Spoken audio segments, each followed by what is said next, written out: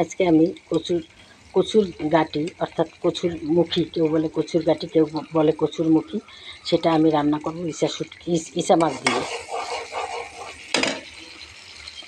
এই যে দেখো ইসা মাছটাকে কেটে ধুয়ে পরিষ্কার করে নিয়েছি।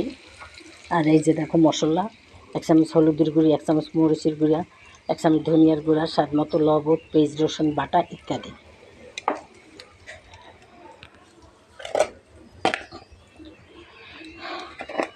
আর এই যে দেখো কচুর মুখিটাকে ধুয়ে পরিষ্কার করে নিয়েছি, কেটে ধুয়ে পরিষ্কার করে নিয়েছি। এখন পেস্টে একটু বাদামি কালার হইলেই আমি মশলাটা অ্যাড করে দেবো। চিংড়ি মাছটা দেবো, ফার্স্টে চিংড়ি মাছটা দিয়ে দেবো।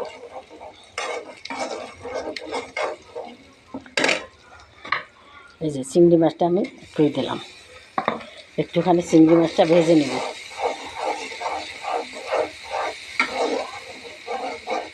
কচুর ছড়ার রেসিপি বন্ধুরা খুবই সুস্বাদু, দারুণ মজা হয়। একটু ঝোল করে রান্না করব বন্ধুরা, এটা একটু ঝোল ঝোল রানলেই ভালো লাগে। তাই তার মধ্যে আবার কাঠের চুলার রান্না।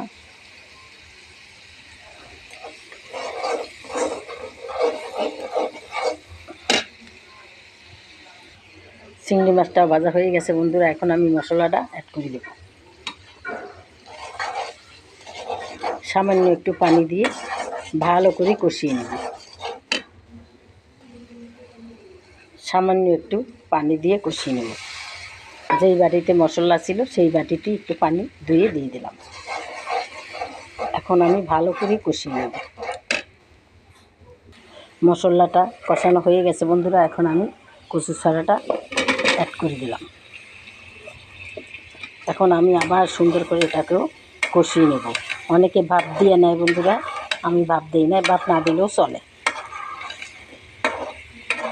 যত কাঁচা সবজির মধ্যে ভাপ দিব অতই বন্ধুরা ভিটামিনটা চলে যাবে। সেই জন্য আমি সেই রিস্ক নেই না বন্ধুরা, আমি ভাপ দিই না। এখন ভালো করে কষিয়ে নেব। তাহলে তোমরা দেখতে থাকো আজকে কচুর ছড়া এবং চিংড়ি মাছের রেসিপি। কষানো হয়ে গেছে বন্ধুরা, এখন আমি ঝোলের পানি দেব। আগেই বলছি বন্ধুরা একটু ঝোল করব, সেই অনুযায়ী আমি ঝোলের পানি দেব। কিছুটা কাঁচামরিচ অ্যাড করে দিয়েছি বন্ধুরা। এখন আমি আবার সুন্দর করে নাড়াচাড়া করে এখন একটা ঢাকনা দিয়ে দেব। দেখো বন্ধুরা আমার কচুর ছড়াটা প্রায় সেদ্ধ হয়ে আসছে। আমি আরও ভালো করে জাল করব। জাল করে সিদ্ধ হয়ে গেলে কচুর ছড়াটাকে একটুখানি আদা ভাঙ্গা করে দেব। তাহলে বন্ধুরা খেতে আরও মজা হবে, সুস্বাদু হবে। তাই যাই হোক বন্ধুরা, তোমরা যে যেখান থেকে আমার রেসিপিটা দেখো না কেন অবশ্যই একটা লাইক দিয়ে দেখবে বন্ধুরা।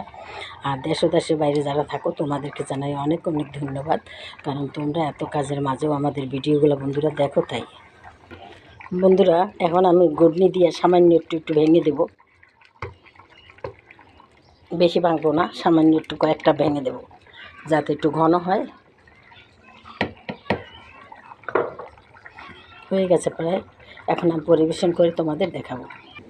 তাহলে দেখো বন্ধুরা আজকে আমার কচুর ছড়ার রেসিপি দেখো কত সুন্দর, কত লোভনীয় হয়েছে বন্ধুরা। এখন আমি কিছুটা ভাজা জিরার গুঁড়া দিয়ে দিলাম, এর ভিতরে গরম মশলাও আছে, দিয়ে দিলাম। এটা দেওয়াতে টেস্টটা বেড়ে যাবে বন্ধুরা। তাই দেখো বন্ধুরা তোমাদের কেমন লাগে, যদি ভালো লেগে থাকে তাহলে অবশ্যই আমাকে একটা লাইক দিবে, আমার চ্যানেলটাকেও সাবস্ক্রাইব করে দেবে।